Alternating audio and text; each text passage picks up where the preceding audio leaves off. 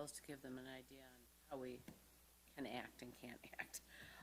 The Board of Zoning Appeals is a quasi-judicial body authorized by sections 24 through 421 of the City of Ferndale's Code of Ordinances. We do not make or change ordinances. We have to enforce them. The Board of Zoning Appeals is a body of limited powers. We are restricted by the City of Ferndale zoning ordinances and Michigan law. Board of Zoning Appeals is authorized to interpret the zoning ordinance and zoning maps, hear and decide appeals made by administrative officials or bodies charged with enforcing the ordinance, analyze variances requested as permitted under the ordinance. The BZA does not have the power or authority to amend the zoning ordinance or to disregard its provisions or to rezone parcels of land. Changes in the ordinance must be originate with the City Council and not the BZA. We do have indications, do we have any indications of any board members that will be absent? We do. Ian Williamson is excused. Is there any motion for that?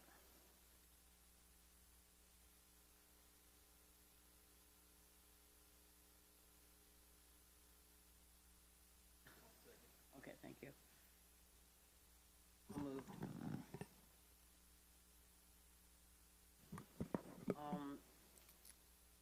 We're going to go in order of what we need to do. The first thing on our agenda is approve the minutes from May of 2022. Kind of unusual, we have not had, I don't think we've had a meeting since. Tried to, but we didn't. Has everybody reviewed the minutes from the May 2022? All in favor? Through the chair. Anybody have any objections? Yeah, through the chair, we actually need to vote on the motion to excuse, even if it's just, everyone say aye. So we need to vote on that. If we could go back to that real quick. Oh, yes. I'm sorry. Do we need to vote individually? No, you can just, say aye or nay. Okay. Okay. Okay. All in favor of excusing Ian Williamson, say aye. Aye. Aye. Now we're back to the May 10th, 2022 minutes.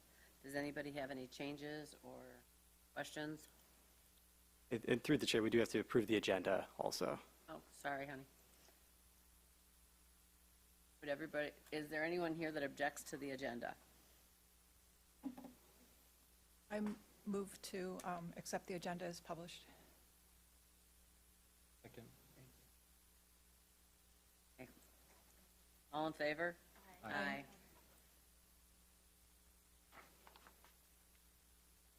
Going back to those May minutes. Are there any changes or questions about those minutes?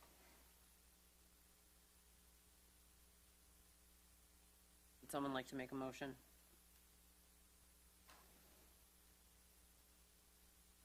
Make a motion to approve the meeting minutes from the last meeting.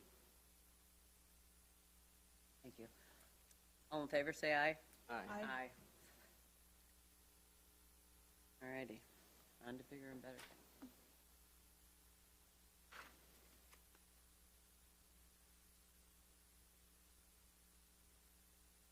I feel like it's out of order. The call to the audience is next. Yes. Oh, okay. Call to the audience. Would anybody like to say anything to our board? You'll have 3 minutes. And through the chair, just a reminder, this is for something that's not on the agenda for tonight. If you have any other comments.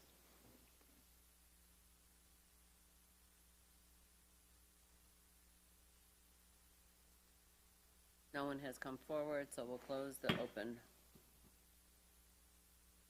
public hearing. I mean, not the open public hearing, to call the audience. Now we're on to the regular agenda.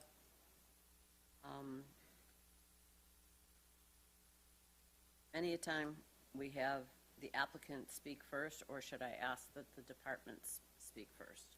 I can speak first. Okay.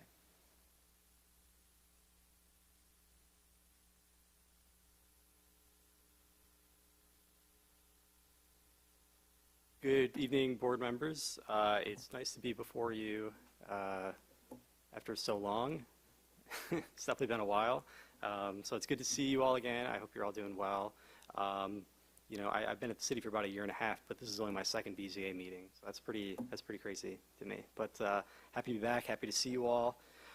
So we do have one item before us. This is two-dimensional variances at 1080 Alberta. This is on the west side of the city.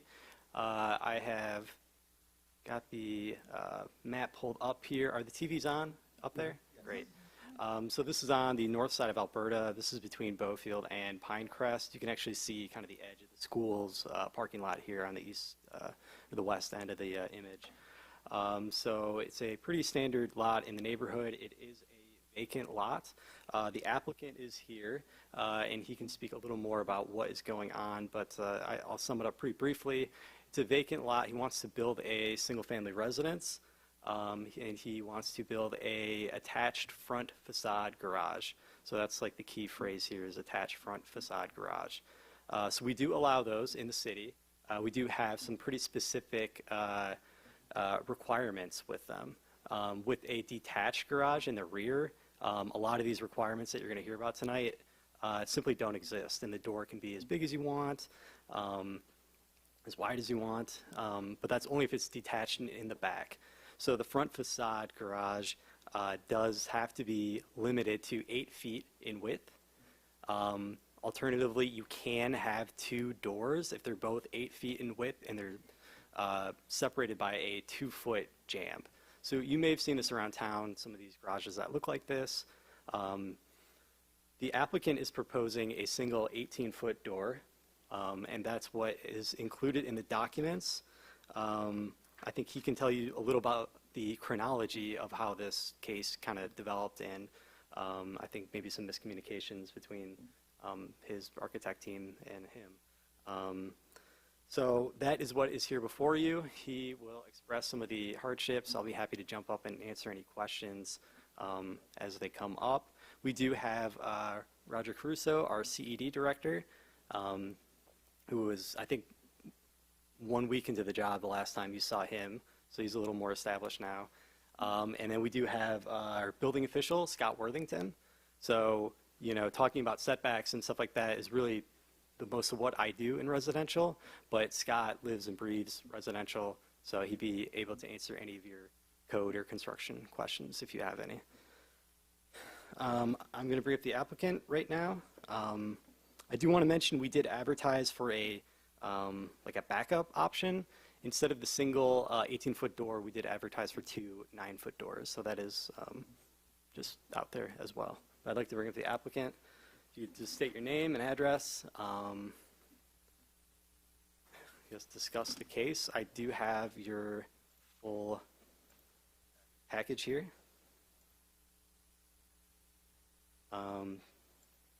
Just to show everybody, this is the rendering of the proposed house. So this would be with the 18-foot garage on the west side of the house.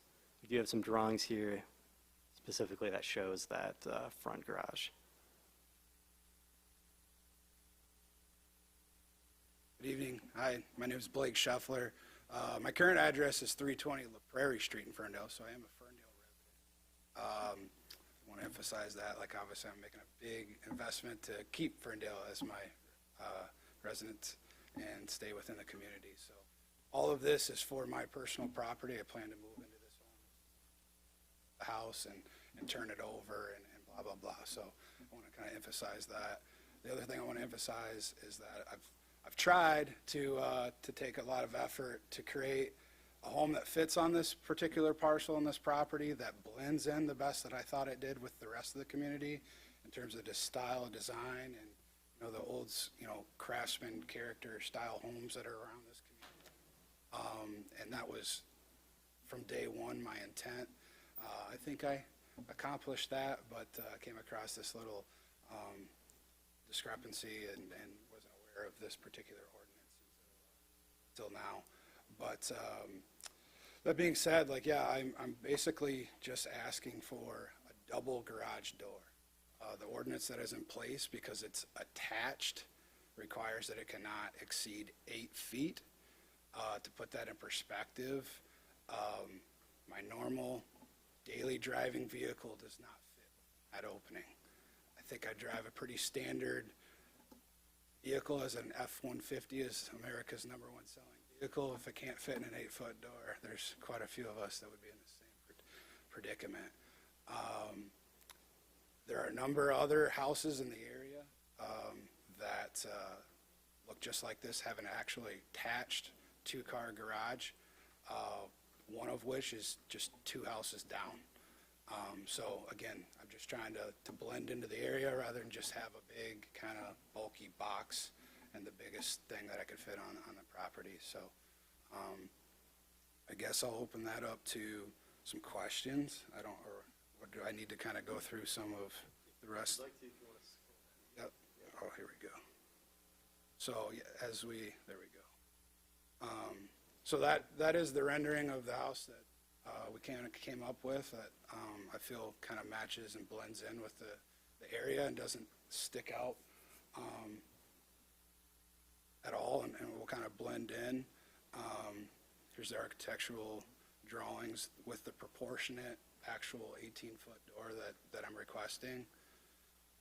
And then the parcel, here's the floor plan. Here's the example, it's 2 houses down. This see, but my property is just right here, over here, and then as you can see, there's a 2-car attached street-facing garage, just 2 houses down. It's my understanding that this ordinance is in place to avoid scenarios like this picture where, you know, it's just an all garage and then there's barely enough room for the front door. That's not what we have here. There's ultimately, I forget, yeah, there's 4 other major criteria within this specific ordinance that I understand, one of which that your garage door cannot exceed 50% of the front facade linear footage. And if you do the calculation of what I'm requesting, I'm at 32.7%, so well underneath that threshold, which, you know, this particular example, as well as this, just do not meet. So we're not, I feel like we're still obtaining what we're trying to accomplish to avoid this scenario with, again, what I feel like we've created here. That's kind of my request. If anyone has any questions or concerns.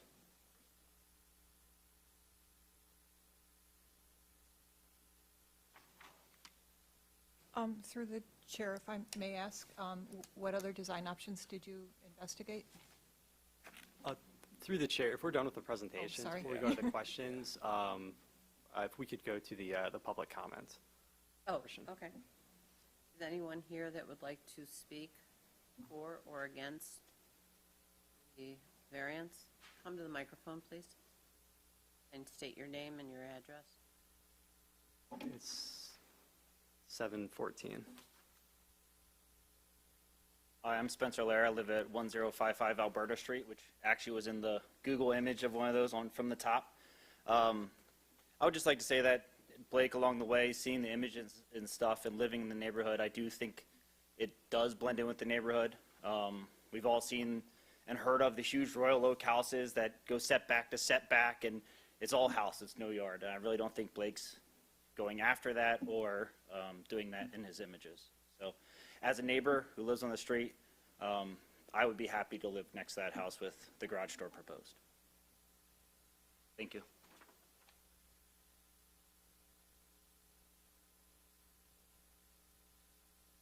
Hi, I'm Joanne Courier at 936 Pinecrest. I'm about kitty corner. I also have an attached garage. Never heard of this rule. I'm going to go home and measure it to see if I comply, but I have no problem with that house. It's beautiful.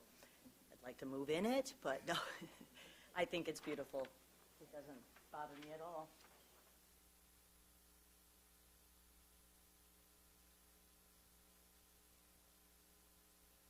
Good evening. Jamal Mickles, 1056 Alberta Street. I live next door to the house that's going to be built. I think it's a beautiful home. I drive the same truck as Blake, and my house with the one-car garage is not happening. I cannot fit my truck in there. I can barely fit a vehicle in there. So we use it for bikes, that kind of stuff, ins and outs. I think it's a very reasonable request to build that garage. Like 1042 right next door to me on the other side, it's got a two-car garage. And not to highlight that just because it does, but it fits well within the neighborhood as well. All of the homes have character, and they all fit well. And to my knowledge, everybody's pretty happy that we're building a home there and going to have a new neighbor. Thank you. Thank you. I guess the only other thing I'd like to add is I appreciate my neighbors coming out to support. I think says a lot, but you know, the whole purpose of me wanting to park inside my own home, obviously for the security, to keep everything off the street. Not only my vehicles be able to park inside, but my guests to just to park in the driveway and keep things off of the street that's already pretty congested as is. So allowing this will allow that to maintain. So. Blake, could you explain kind of the process of how this came to be? Sure. And how I guess you showed up in our office and started this conversation? Yeah. So I hired an architect to help me put this all together and draw it so we can pull the appropriate permits and whatnot. When the permit was reviewed and issued, my builder went ahead with Scott's write-up and red line was that this doesn't meet the particular code. My builder went ahead and pulled the permit with the red line of this not being in compliance. And so I was told I needed to file for said variance to get what was originally designed. That sparked this process. So again, I appreciate everybody's time to come out here and listen to the case, but that's kind of how we got here, so.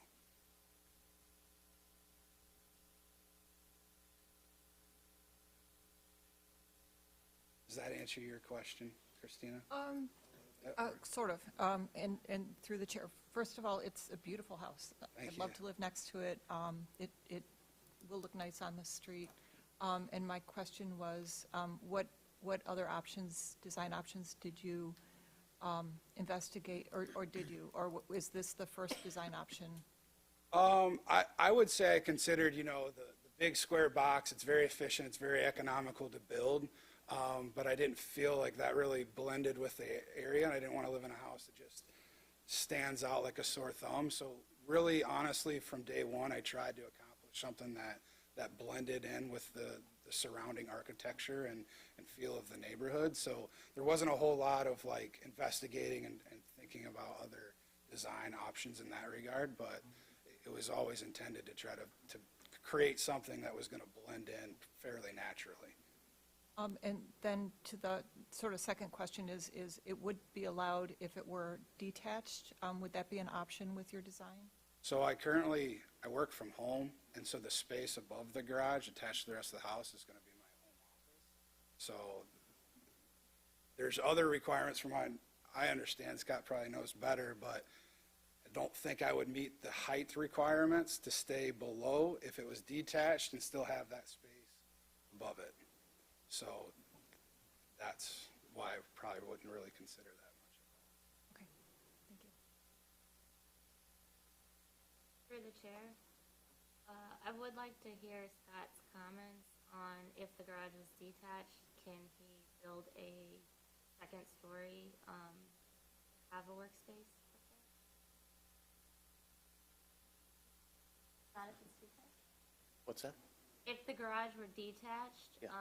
and so therefore the door was meeting the ordinance, could he build a, two-story garage and have a workspace, a study, an office above his garage? It's possible. You wouldn't have the same height requirements being part of the house, so it would be limited. You wouldn't be able to have the same space that would be above the detached garage, but it could be done. It's A just detached garage can have living space above it? That's what she was asking. yeah, it could. A detached one? But it's limited with the height versus the attached garage, you have more height to get the space. Typically, you get maybe 2/3 of the space above it. With the detached garage, with the house, you'd get the full space above it.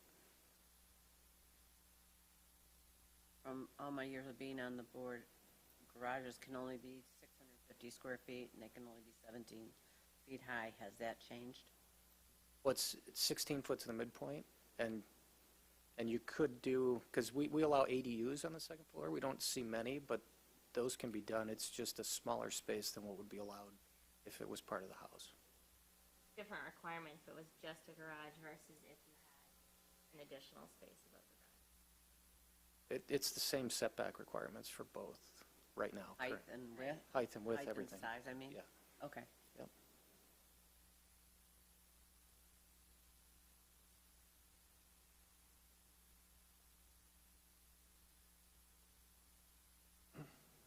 Else? I have a question to Go the for it. chair. I saw that a second option proposed was 2 9-foot doors.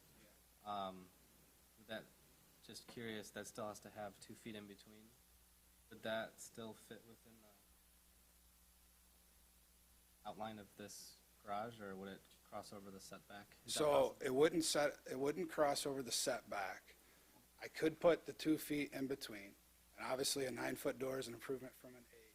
But I'd have 3 inches on each side to just barely fit that truck through, that it really wouldn't accomplish what I'm after, but I'm open to other options. I don't want to just come in here,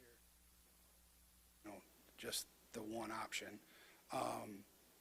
But I would not be able to maintain the 2 feet on both sides. Right.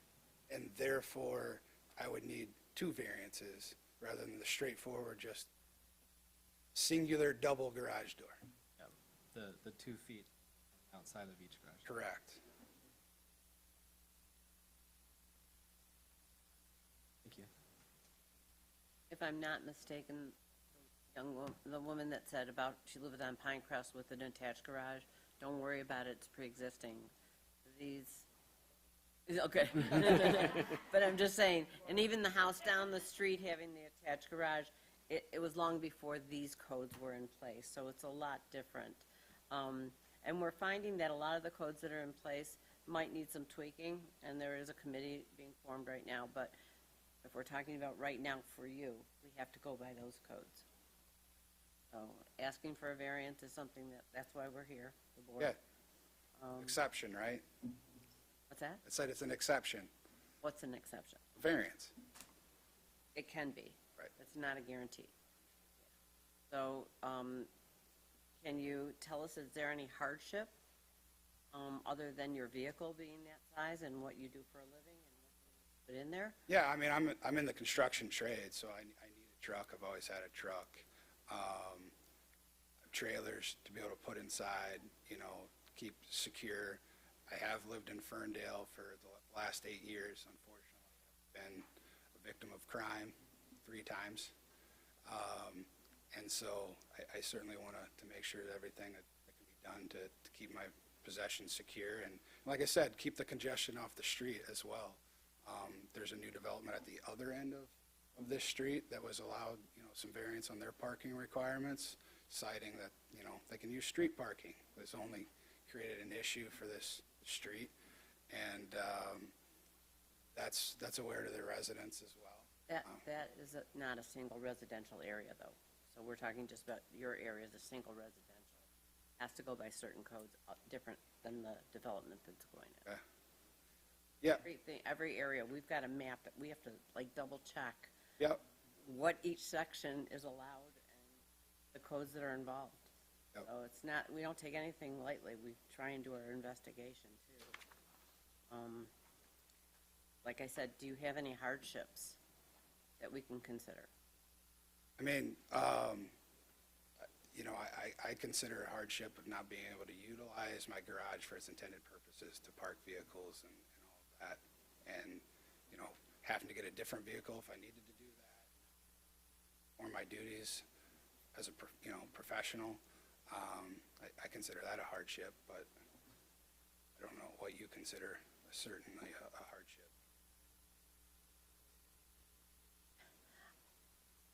I think the board will understand when I say that those items don't seem to be a hardship, they seem to be a need. And I think that that's fine. But I think that you have to prove to us somehow, some way, that we should give you a variance. And you've got some criteria to look at to prove to us that a variance could be had.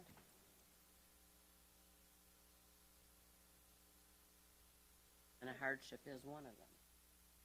Through the chair, I would just say that I think what I'm looking for here in order to variance is a practical difficulty that's unique to the property. So unfortunately, your truck size is not related to the property. I'm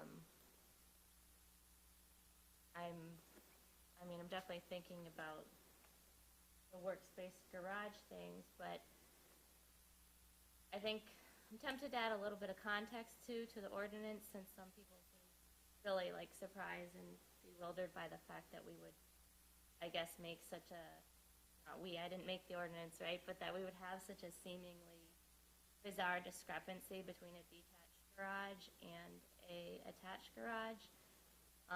And so I would just point out that several of the examples that were as far as like the existing attached garages, it was kind of my understanding that that style of building is part of the reason for this current ordinance, because it did become popular at a certain point in time, and that was a typology of housing that residents started to build that they considered not desirable, because the preference, or I guess the real difference between a detached garage and an attached garage, and what I'm struggling with, is the interaction between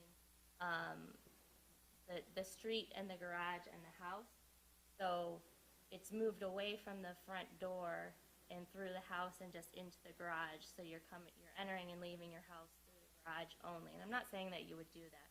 You clearly know your neighbors really well. You're obviously going to be out there getting to know them. But I just wanted to add some context to what I see as sort of like the difference between, why we would treat them differently and why I do see it differently. So I'm just struggling with the practical difficulty with the property, and you basically having the freedom to build whatever you want because it's a new build, and it's not necessarily a matter of dimensions of the space isn't available to you in the property unless we're thinking about the height, but that's not the variance that's being asked for. So I'm struggling with that, just to be honest. Through the chair, I have a couple more comments. The one being, I think, overall, the ordinance probably should be worded a little differently. Maybe like a percentage of total frontal area. That is in there, and I meet that requirement. Yeah, so I feel like that's more important than the actual width itself, if that's the concern. But the second thing, just to go back to what I was talking about before, you have 18-foot door, 2 feet on each side. And I see all the way on the left that it goes right up to the setback. There's this like 2-foot notch that comes out of the side of the garage. Could that be extended all the way to the front to alleviate that? So I've actually eliminated that Okay. since, since this was drawn, and we're not going to have that little bump out, just to maintain some access and not get that close to the property line. And another point of, this property is kind of like cockeyed to the actual street, which makes things a little bit challenging. Don't be able to just, it's another foot here or there, because we're actually really close to the pinch point in the back corner. Yeah, I could see. I don't think you could go all the way to the back with that width. Correct. You'd have to stop Yep. at some point. And I ultimately decided it was just too close in general, that I just kind of lopped that off. That was just for some extra space. Yep. No, I totally understand. And my lot, I couldn't do almost anything with it. Shape, so I empathize. Just wanted to point out that I think it's possible to avoid all variances if you had that notch up front, possibly. Not that that would be ideal or beautiful. Okay.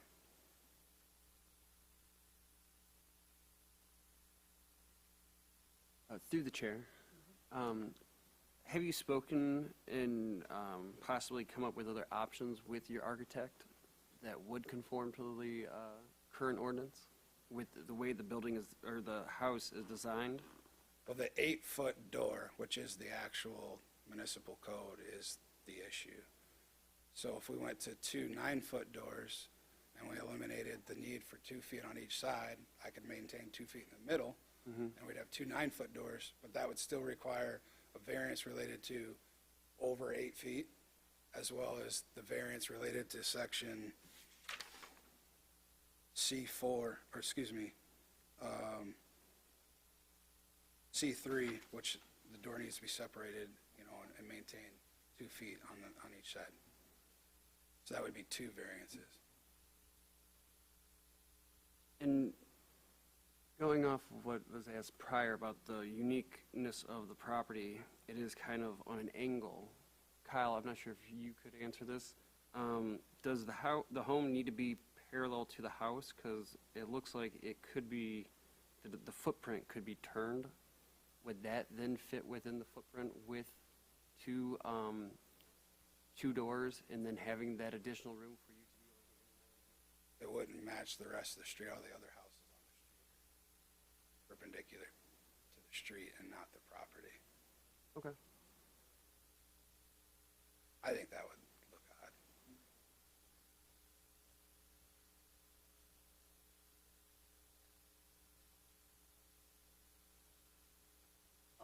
I do want to talk about you're mentioning a third variance, and I want to figure that one out. So, Just a second.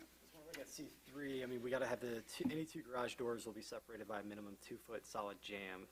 So if we did 2 9-foot doors, what would that create? I'm sorry, I'm When trying I to see understand. solid jam, I interpret that as the jam on both sides as well.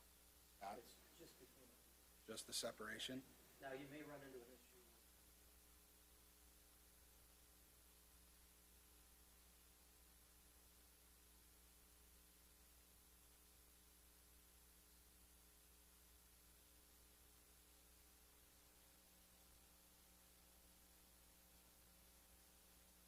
So that's the alternative that I put in the application that I am open to. They're separated by 2 feet in the middle. But would still be hard to get in and out of. It would technically fit, but I'm sure I'll lose a mirror too.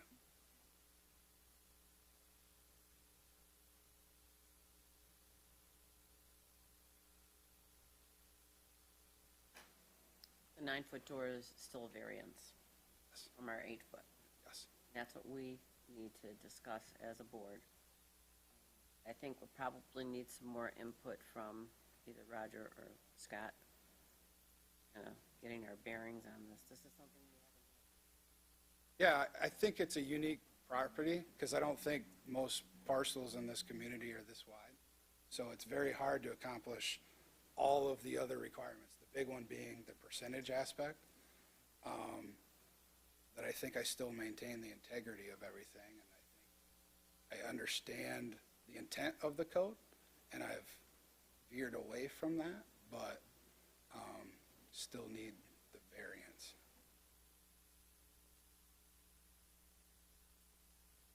Through the chair, can I ask the applicant what is 71.45 feet wide. Again, but skewed.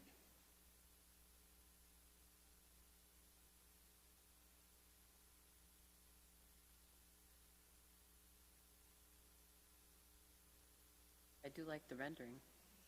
Thank you. I guess, sorry, No, through the it's chair. okay. I feel like I'm talking a lot, but if you That's want to okay. know where my vote is heading, or where. 2 more things I'm struggling with on a vote to approve this tonight is,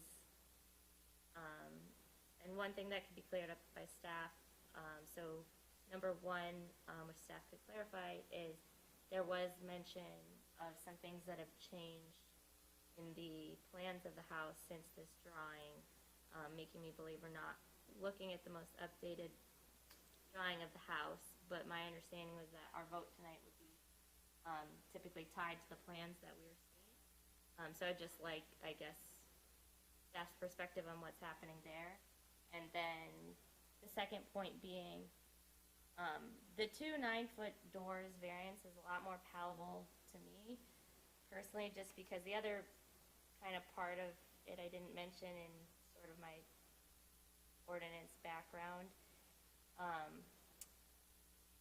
Again, with the relationship to the street, is the scale of the door being like vehicle scaled versus more towards pedestrian scaled. So where you have the 2 doors with the break in the middle, it creates a more inviting environment for the pedestrian on the street because it's a little more scale versus the big wide 1 door. So I'm definitely more palatable to the 2 doors. But Can I comment? clear, just after I finish my talk. Sorry. It's clear to me that that's not your preference, so that feels a little weird to give a variance that's not your preference. It sounds like it still potentially creates some additional issues, or we don't necessarily have enough information tonight to know if that's workable for you. But additionally, I typically want to make sure if I'm voting yes on a variance, that I am making sure that it's the least variance possible to meet the need. I don't want to put you in a catch-22 to say that, like, just by presenting the 2 9-foot doors, it almost makes it impossible for me to vote for the 18-foot door. But then you know that's not my preference anyway. So I'm just a lot more amenable to like a 9-foot situation, but it seems iffy to vote for that tonight. That's my opinion. So if I may, there's 32 other houses on this street. 14 of them have double garage doors facing Alberta. They're detached. Not all of them. I know, but most of them are. Most of them are, That's yes.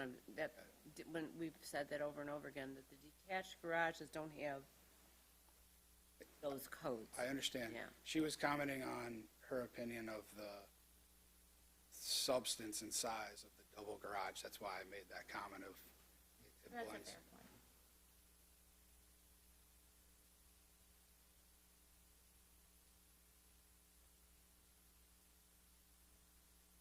Well, does anybody at the city have anything else to say?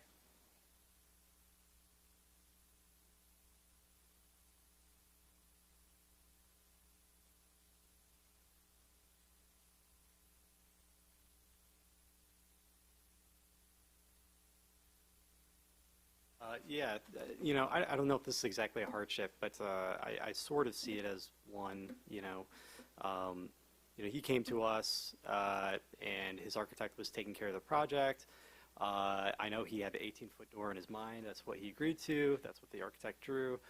The architect submitted it, talked to Scott. Scott caught it, marked it up, said it has to be 2 8-foot doors. I think the architect said, okay. I don't know if that was ever relayed to the It's actually applicant. the builder. The builder pulled the permit Okay. and got started. But that was never relayed and confirmed to you. And then I think a number of weeks went by. Yeah. So comes time to actually, do the construction, and that's when the applicant found out about this. So I know he was put in a very tough position of, do I move forward? Do I try for the variance? Do I just scrap this whole thing? So I think it's very unfortunate timing on his part. I don't know if that's like exactly the grounds for a hardship, but I sort of see it as one. So I think that's really the only thing I have to add. I don't know if, I know Scott's just support, but I think that's all we have at the moment.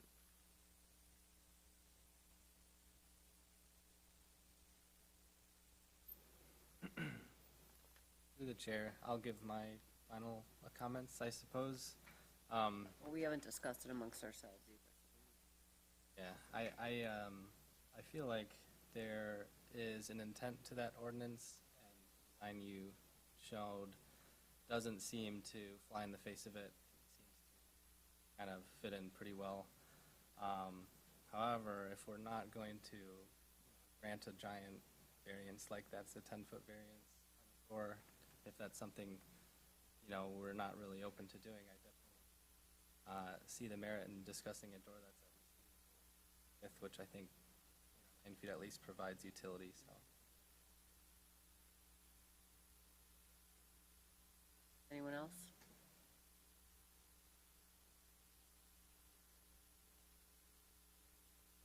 What's my next step? I can't remember. I haven't done a meeting in so long. I need to close the public hearing so that we can discuss it amongst ourselves. Yeah, so we completed the questions from board members, so we did have the discussion, and then we would move on to motions after that. But I can close the public hearing? Yeah, yeah. All right, I'm closing the public hearing, guys. Okay. I think all of us have made some valid points. Is there anything that anyone wants to kind of bring up and have a discussion on? I think definitely thinking of the size of modern vehicles, and I thought vehicle sold in the country, but we would be creating a new policy with this variance, and we don't have the obligation, or we don't have the responsibility or the right to do that. Very much agree with Board Member Colson's point on that, because the size of modern American vehicles debate, let's say, much larger than this board. That's not going to start her in here, so I would not want to set a precedent of.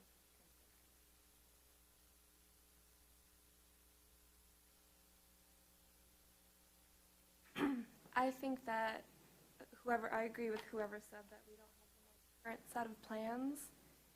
You mentioned that you already changed something on the plan, so I'd be uncomfortable doing anything until we saw the actual most current. Don't have Well, that may be true, but there might be something else on there that you changed that maybe comes back and bites us in the butt later on that maybe you forgot.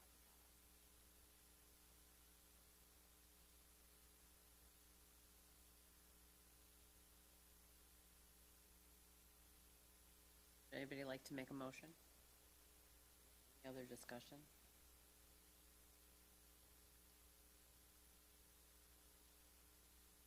Has it been considered moving would be the western edge of the house or inwards from the, considered, yes, but because of how that property sits than the street, and get encroachments of the proper setback. no, the size of the footprint of the house Footprint of the house, and what's the question of your, would be moved inwards, which would allow you then to, or just the size of the house itself, I'm just talking about beyond the garage space, Okay. into the living space, having it moved, finished a little bit, decreased a little bit, to allow you to have a larger garage. Okay. like Kyle stepped in and kind of, this was a little bit after the fact. This was all kind of motion proceeding, permit was pulled, and I was notified kind of the house that I contracted someone to build this particular ordinance. Knocking, I had to into go mode of understanding what we're talking about and do my homework. This application within agenda last month for today. Foundation is in. Correct. I saw that, yeah.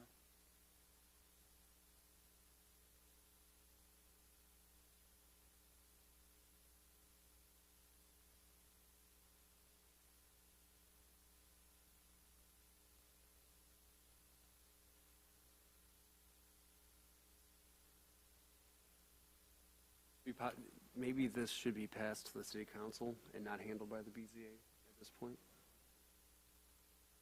Well, the city council and the planning commission and the city council are the ones that can change a code, but it's not gonna happen overnight. No, it's already not going to started happen building. overnight. And I understand that. Yeah. It's just, We have to make a decision on higher table. If we table it, it's just giving him more time to maybe talk to the city council. Nothing's gonna go through that quickly. mhm. I think the only advantage really I see to tabling, if that was something the audience or the applicant preferred to like a denial, which I don't know if that's where this is headed. I only know my opinion. The advantage would be to, I guess, give you the opportunity to think through some more of the specifics around the two 9-foot doors or 10-foot doors. Who knows at that point, right? Whatever works for your needs.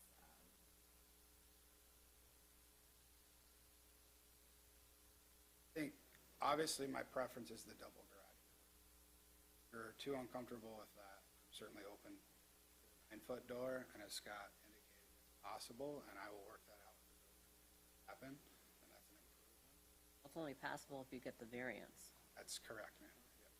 Understood. I think that's why it was outlined in the agenda that was online. All the different options is to give us this opportunity to vote.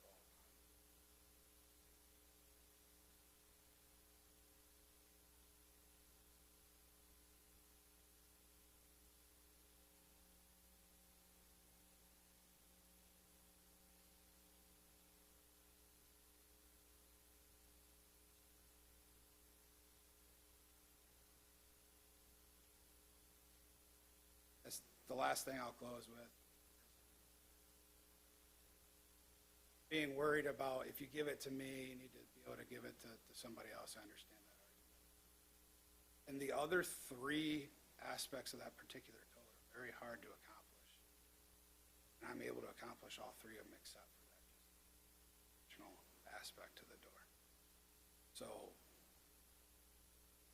although if given the variance, I would have that variance, but that's hard to achieve. I feel I can still accomplish the less than 50%, having a setback from the base of the residency of 5 feet, having, the garage door itself,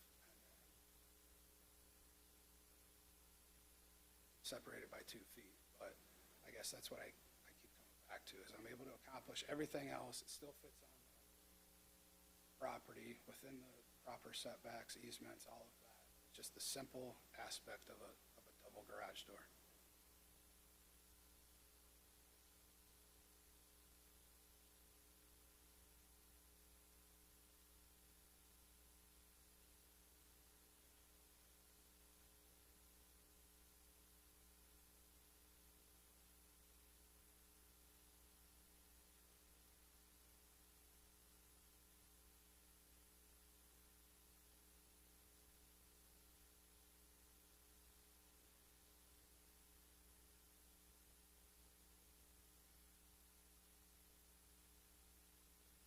You know what the width of an F-150 is with the windows in, or with the mirrors in?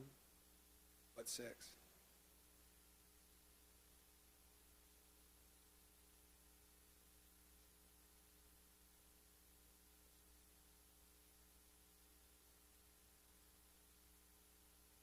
Through the chair, the only thing I want to add is, I'm going to touch on this a little bit later, but, we are going through the zoning ordinance rewrite process right now. So we're going to be reviewing all aspects of the zoning ordinance, including this code. I know Scott has let me know that 8-foot doors are a little not standard. Is that right? Correct. So 9-foot is the standard, frankly. So that's just something that the city is going to review in the future as we go through the process. Possibly the hardship could be is that it's hard to get 8-foot doors.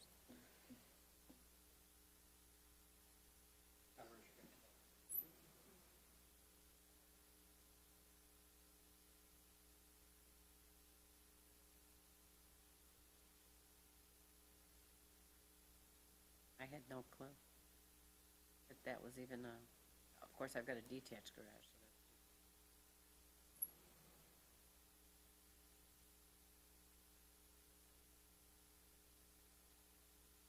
that's If you detached the garage, could you then have a width where your truck would fit? Goes detached? Yeah, Yeah, okay. but I would lose my office Can you put your office in the back of your house? back of my house. Like where all that extra space is? And kind of on top of the garage, just a thought. I don't know the math off the top of my head of, you can only cover so much of the property and all of that. But I can't answer if it's possible or not. So on that point with the office and the garage, just looking back at the rendering again, it kind of looks like, I'm not looking at the scale drawing, I'm looking at the photo. So I'm just trying to understand more about the height and being part of the house. It looks in this rendering like a regular normal sized garage. And you're saying there's a whole office in there, peak roof. So you got a sloped roof in your office. So, but it's not a full 2-story in this photo I'm looking at. Or in the renderings. So it's not, yeah. So what, I'm trying to understand this above the garage space, I guess. It looks like a normal height garage. It doesn't look like it has. That's greater than Story. 16 feet. What? That's greater than the 16 feet.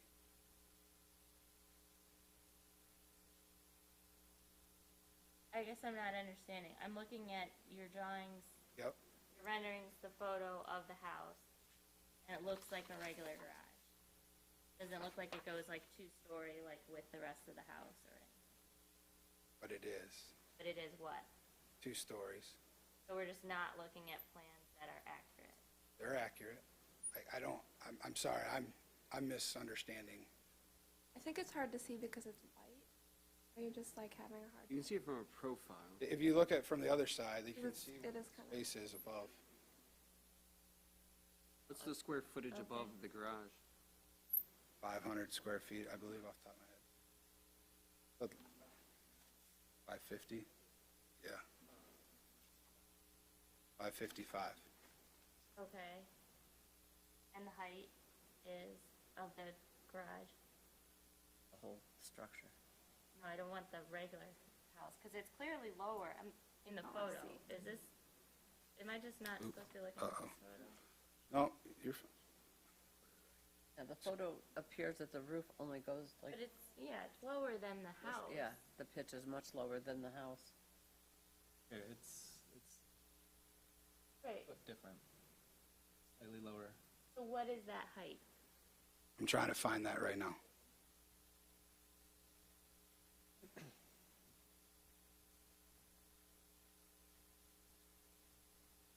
To the top of the window is 20 feet. At that elevation, and then you still have the top of the gable as well, And you're kept at 16. if it's not If attached. it's detached, that's correct.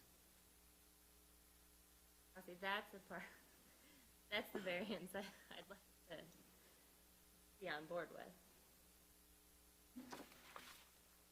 Like an outbuilding. I'm sorry, It's an outbuilding if it's, what variance would you be on board with?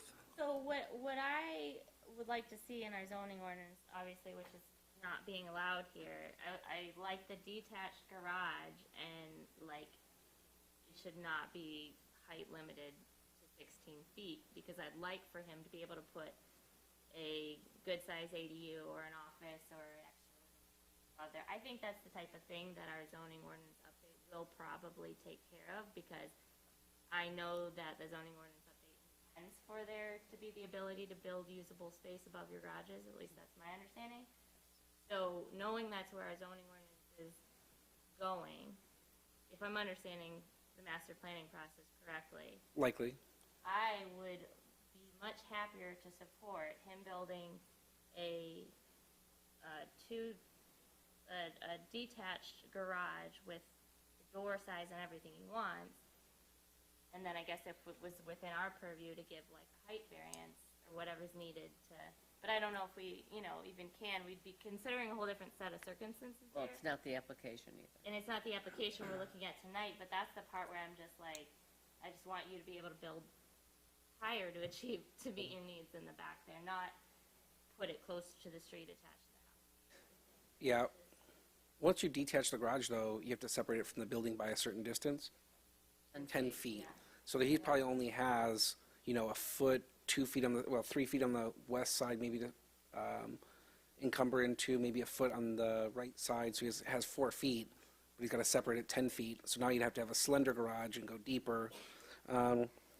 There might be something with the lot coverage, though. So based on looking at quickly, 35% lot coverage would be 3,500 square feet, 3,550 of lot coverage you could have. And I think the measurements of the existing building are 2,700 feet. So he has about 852 square feet of lot coverage that he could increase, based on my rough math. And the second-story garage space is 690 square feet. So you could take that off and extend the garage even more back, which means there'd be a first-floor office space, which you might like, but you're increasing the,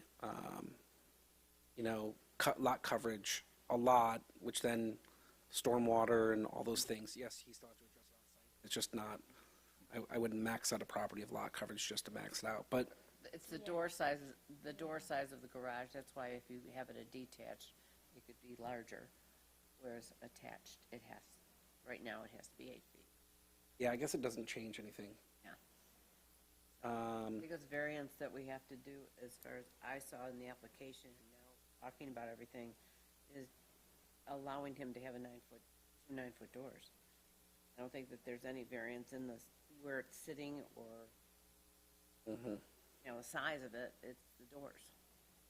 Yeah, so I would just add a couple things. I think it is very likely with the code change that's coming, we would increase it from 8 to 9 feet, not to get ahead of ourselves, but it's very likely we would propose that given this circumstance.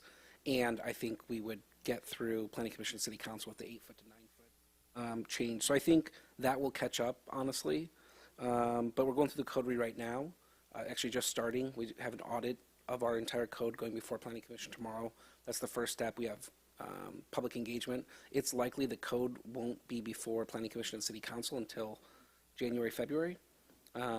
So to sit there with a hole in the ground waiting for us to get to the 9 feet doesn't seem great. But I can, go on a limb here and say that the code change will catch up if you grant a variance. But we won't be creating a precedence that, You will be Right, yes. technically. I think his property is unique to where it might not apply to everybody else's in some ways. oh, They might have wider lots that they can actually separate more. we don't get wider lots. Well, some lots, Roger. not a lot. There's 7. He's 70 feet. We have 35, 32-foot lots, and then we have 40 and 50. Or- He's lucky to have that. Or the wide lot. opposite. We might have smaller lots where you can't even fit an 18-foot garage. So it's the opposite as well. So I think that code change will catch up. So it might be setting a precedent temporarily, but again, how many requests do we have, and what's the uniqueness of it? So I think temporarily it might set some precedent for the next 8 months until we correct the code to change it to a 9-foot door, and then there's no more need for a variance. From all the education that we've had and all the years that I've been on this board, which is over 24, Mhm. We're not allowed to set a precedent. Well,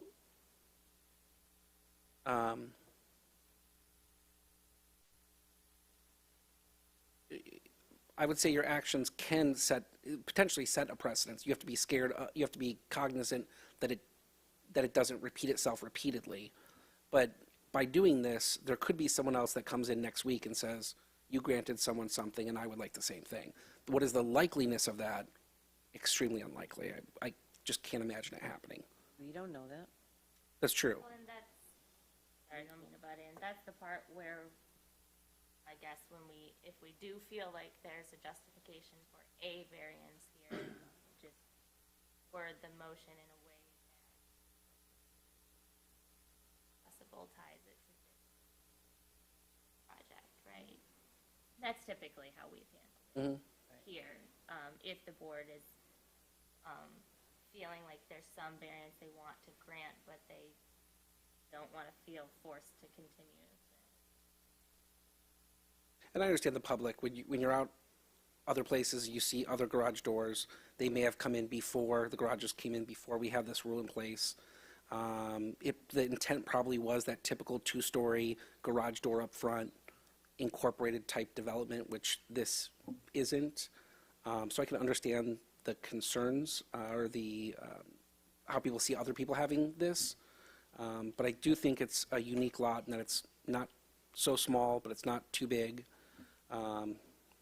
Staff, from our angle, would probably support the variance to 9 feet, and I can understand the concern of going to 18 feet.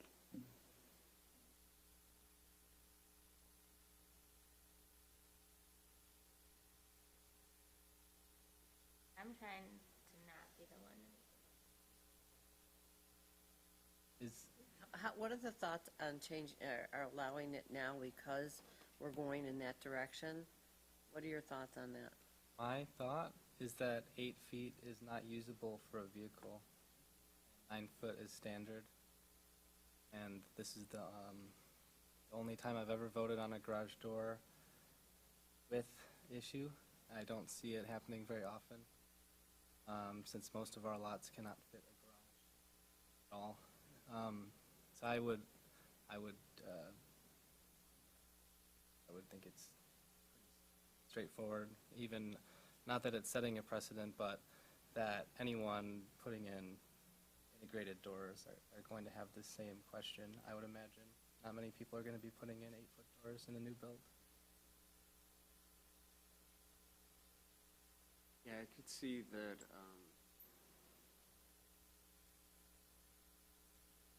inch variance, because that's what it's asking. 1 foot. 1 foot, I'm sorry, 1 foot. What was the size of the bump out that you said you took off on the west side of the house? How far to come out? 2 feet.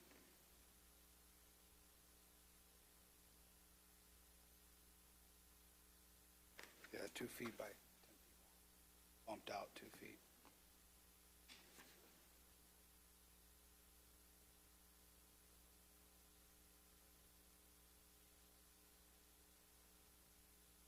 Want to do a motion?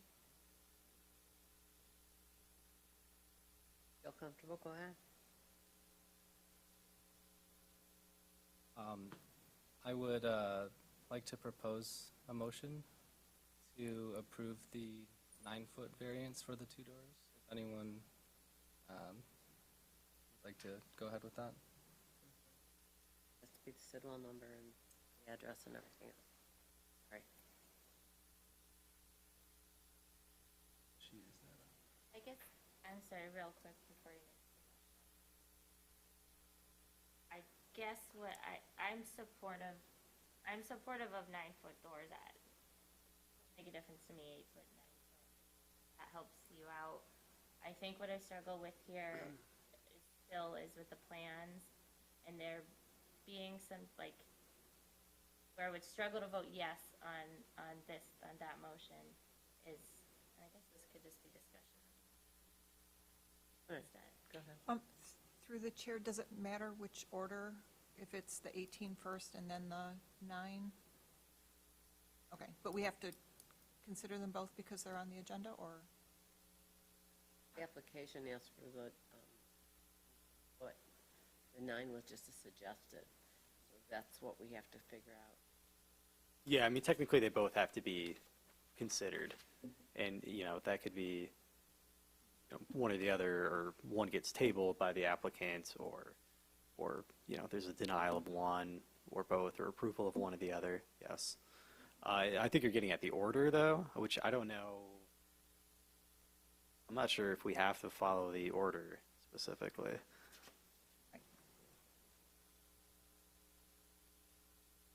Oh, can I do one thing real quick, because I want to make sure. Is the applicant willing to drop one or the other when it comes to that instead of suggesting both, so that we can just have a motion on one? Well, no, I'm just saying, I mean. I'll take the other one off. No, but an 18-foot door or two 9-foot doors. And if you want us to do both, we'll do both. It's okay. I'm just saying. I think it would be better for our heads to know what we were what you're thinking, so that we can do the proper motion. That's why, yeah. What happens if I table it? I can bring it back. So, I think you're asking, am I willing to table the 18-foot door application, and then we just vote? Yes. Yes, I'm willing to do that. That make it easier on us? I think so.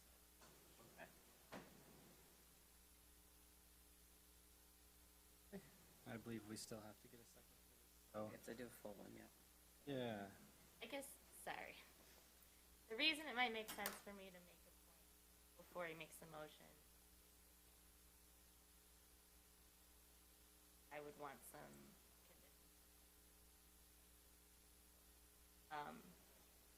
Because my hesitancy with supporting the two 9-foot doors with the plans we have in front of us is knowing that there have been changes to the plan, and I believe changes will be needed to the plan to utilize the two 9-foot doors.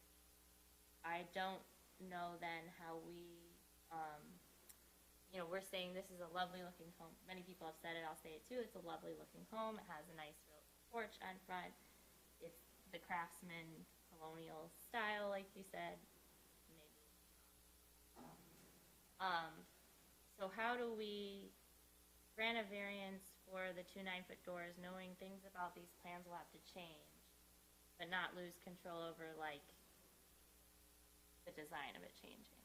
You know what I'm saying?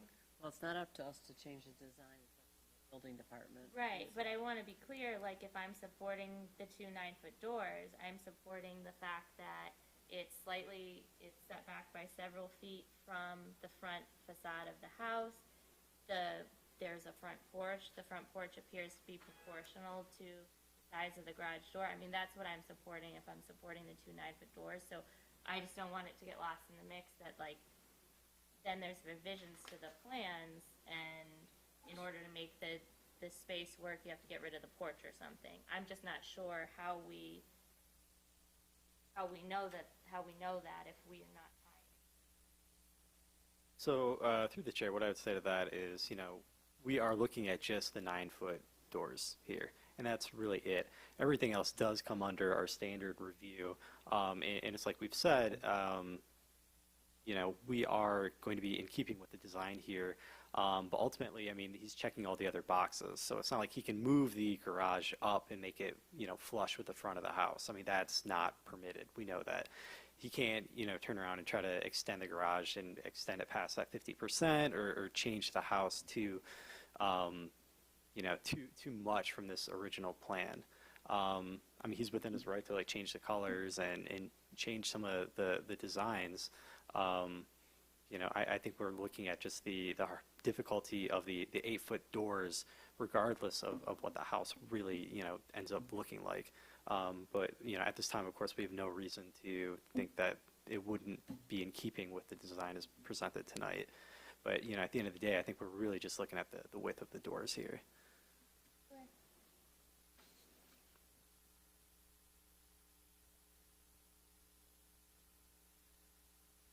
Sorry. No, that's okay. All right, never done this, so I'd like to propose a motion for 1080 Alberta, Sidwell number 25-33-4269, to allow a variance of 1 foot from the required 8-foot garage door width. 9 feet, yes, from 8 feet to 9 feet.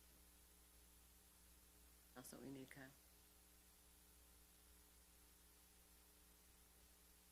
Support? Second, I need someone to support. I can't. I thought I heard someone. Support? Okay. Okay. So from here, we can do debate on the motion, and then when that's satisfied, we can vote, and then I'll do that by roll call. I just want to clarify, The only thing that we're allowing a variance for is 8-foot to 9-foot doors, not necessarily the change of anything else in the design or the development.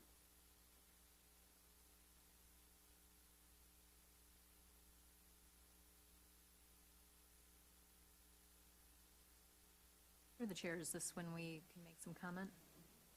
So this is my first zoning board of appeals meeting, and I'm very excited. I'm your city council person. I didn't know what to expect here.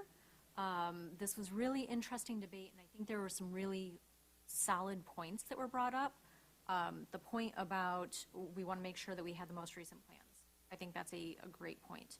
The not having car holes in front of a house. And I think the intent that you have outlined with this house, I really do believe that you're not making a car hole. The fact that there's a good percentage that is house and not garage, it really does fit within the neighborhood. That is my neighborhood. I live a few streets away.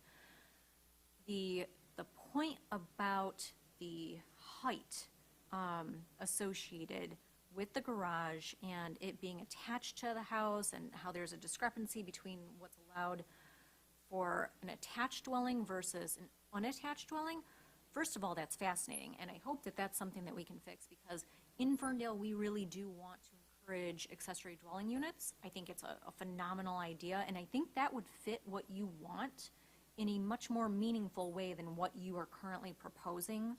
I, for instance, have a neighbor who did that, and it's great. It's created a wonderful space that he can use as a garage, but also there is an area up above that is a full second floor that looks like it's the size of my house, so I know it's very, very nice for him. And in general, I do support your idea, and I don't think the aesthetics would be incorrect for the neighborhood. But I do support what the rest of the group has said in terms of not wanting to set a precedent. And I know we are making changes to the code right now, but I do worry that what if it doesn't change in a meaningful way that would adhere to what we're proposing. So in general, love the concept. I thank you for bringing that to the neighborhood. I think you'll be very happy in the neighborhood. And I'm glad that you're amenable to the idea of 2 9-foot doors currently. And I wish that this was later on after we've made the changes to the code.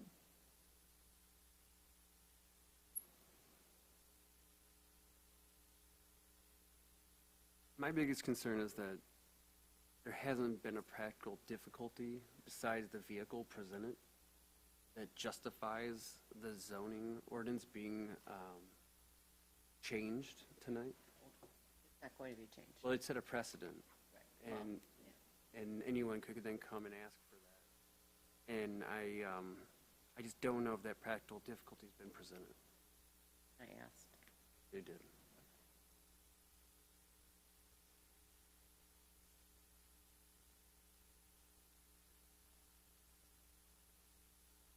Need to go to a vote, because it's been seconded, so, yes, roll call, please.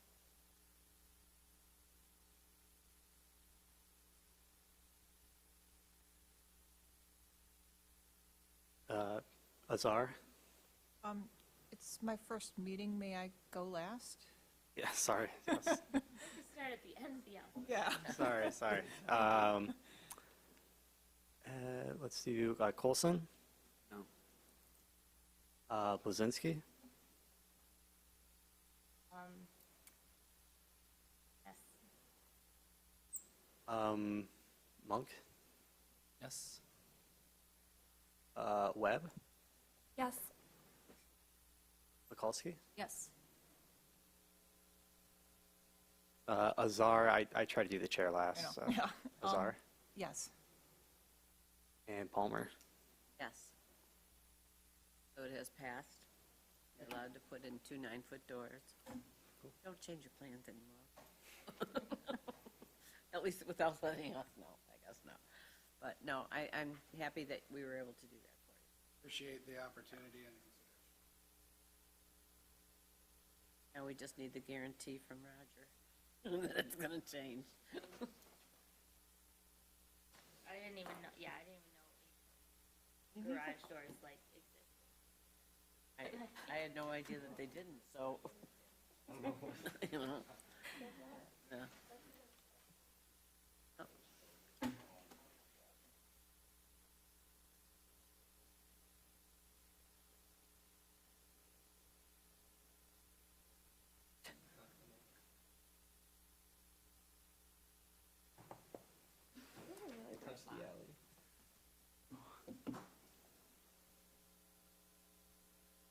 So next on the agenda, Yes.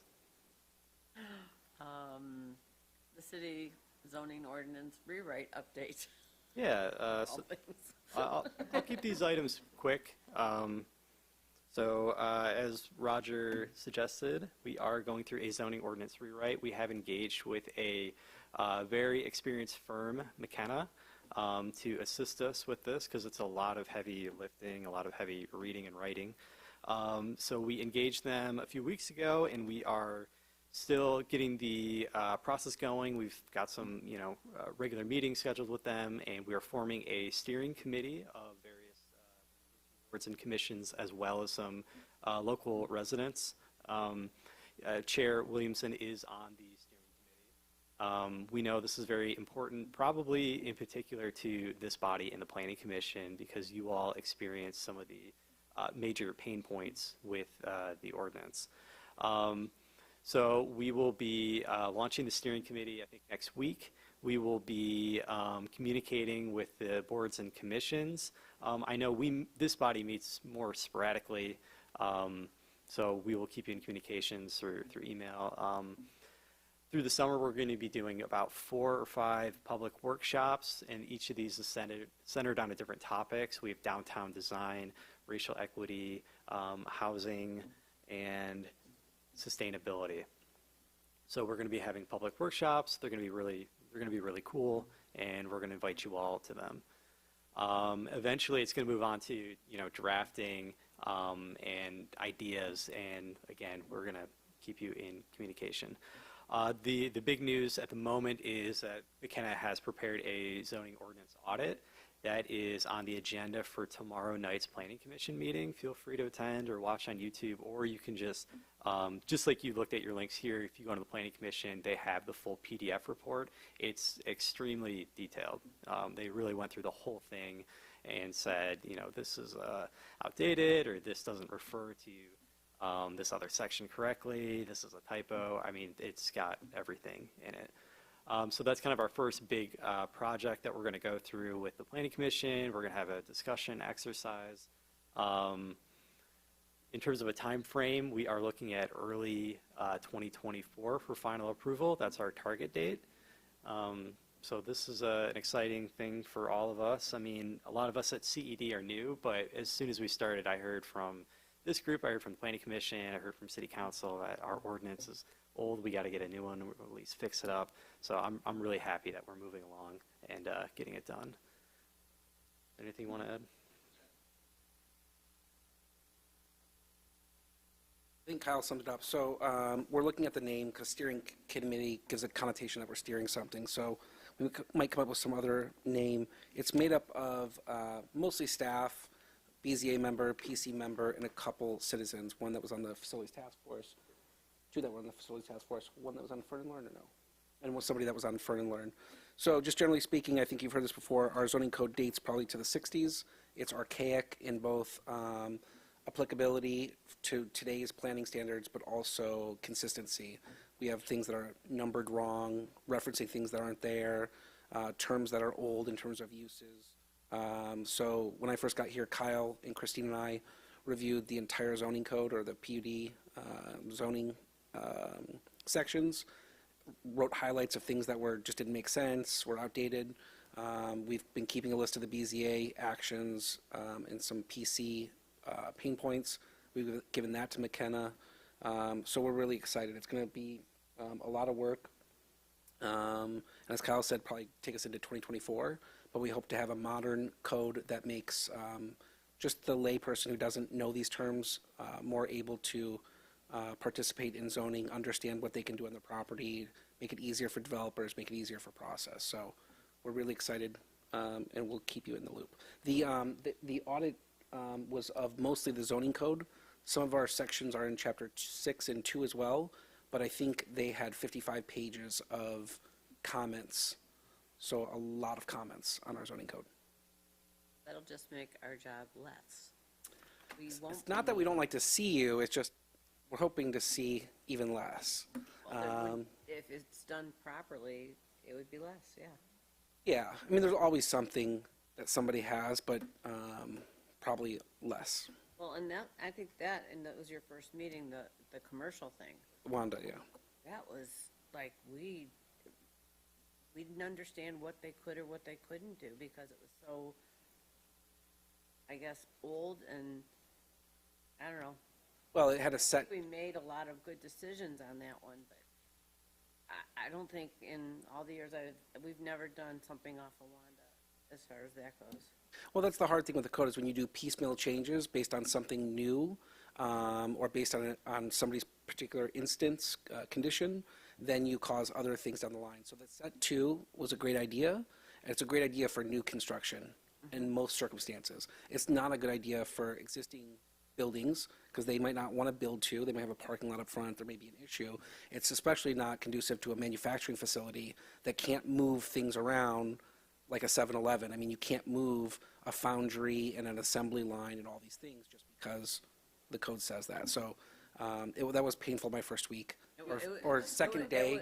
Second day, yeah. Second day. It was painful for us, I think, too. So we'll be looking at that as well. Yeah, that's good. To me, I think the weirdest thing about that was for applying an overlay district intended for more of a mixed use to industrial zone. So I was surprised to see that we had applied, put an overlay over the industrial. So hopefully through the master planning process, we've solidified what we expect the future of the industrial properties to be, and then make sure that our zoning aligns with that. Yeah, we're going to do our best. I mean, you're right. When they came up with the set 2, they should have applied it to 15 different buildings and see how that would have worked. Because I think quickly they would have realized, oh, this doesn't work as well as we thought it would. It was a blanket kind of overlay that isn't practical in existing construction. Our community engagements we're really excited for, as Kyle mentioned. We're actually going to have 5. So downtown design includes a walking tour. We're going to include all the business owners. I think we hear a touch point from them in terms of they don't want to expand their full building, but they want kind of a covered patio like Public House or Soho, which we don't really allow. So we'll be hearing from them on downtown design.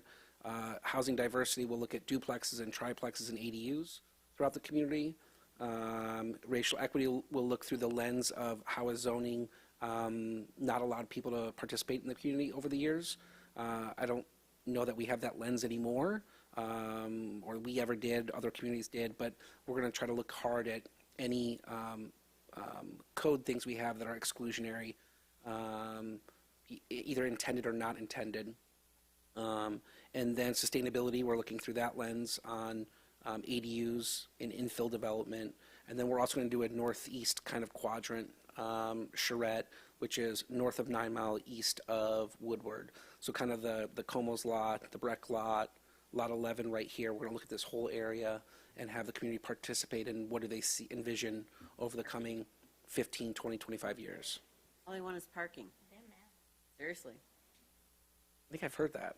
I think I've read that somewhere. Through the chair, how are you performing the outreach to like the business owners and the residents? So we have a community engagement plan that McKenna has, and McKenna has worked with communications. So it's going to be multifaceted. So for the downtown design, we'll probably send out direct letters to all the property owners there, and then walk the streets, talk with the business owners, spread the word for that specific thing. I mean, we really want, in downtown design, we mostly want the property owners in downtown giving that feedback. Right. Likewise, for housing diversity, talking about ADUs, we don't want the property owner downtown telling us about ADUs at Martin Road Park in that area. We want to hear from the community. So for that one, it's probably going to be reaching out via our website, a blast on our email list, During the master plan, we actually put out flyers in the parks, like a scan code that you could scan. And they have a couple other avenues, but we're going to target it based on what that lens is. For sustainability, we'll be reaching out to all the people that have kind of that green interest. Rain barrel people we've reached out to or got rain barrels. Anybody that's involved in sustainability. How do you identify the sustainability people, the green people? We'll work with Claire on that. We're already talking, and she's on the steering committee.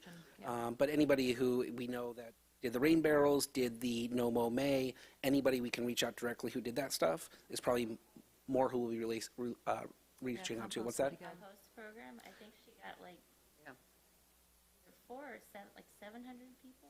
I don't Yeah, know. so those are the people we'd be reaching out to more, and then the businesses that have been involved in some of the stuff like Rust Belt and other businesses. And then for racial equity, we still need to talk about it, but we'll probably be reaching out to the schools and touching base with nonprofits, Renaissance Vineyard and other organizations like that that might be looking at it through that lens. So I know Kara's in Riley and are working on it. Denise is on the steering committee. Okay. So she's with REAT, the Racial Equity Action Team, and then Claire's on the sustainability piece. So I think we're doing our best to target what those community engagements are. And then the Northeast Quadrant, we're going to create a buffer, probably of, 500 feet from this area, and then send out direct mailers to people, ask them to participate in a walking tour. So I think we're going to try to target it, but blanket all the people that would be interested. Oh. That's it.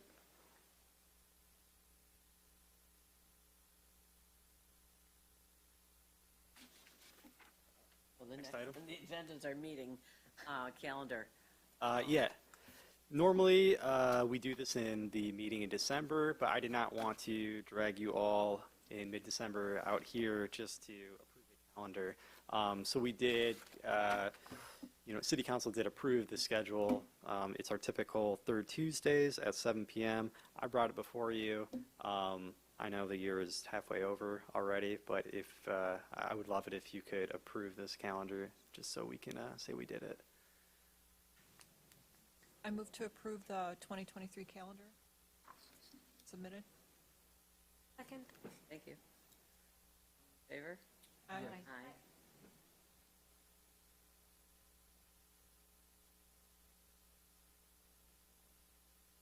One other thing that we do in January is usually elect the board, but I guess we're just going with next year's We can do that. That's fine. positioning. We can't because Ian's not here. The other announcement I have that's unrelated is we do have, I've sent this in an email, I think. On Monday, the 26th at 7 p.m., we will have a BZA annual report.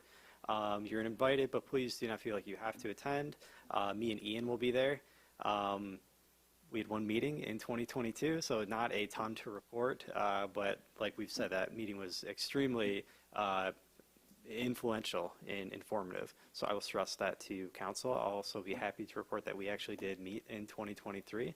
And again, it was great to see you all. I think that's all we have from staff for tonight. Any other items from anybody? Or anything coming through the council that we need to know? No, Well, hey, listen, you're the representative. I don't think so. Okay. So, I guess the meeting's over. 8:30. Thank you.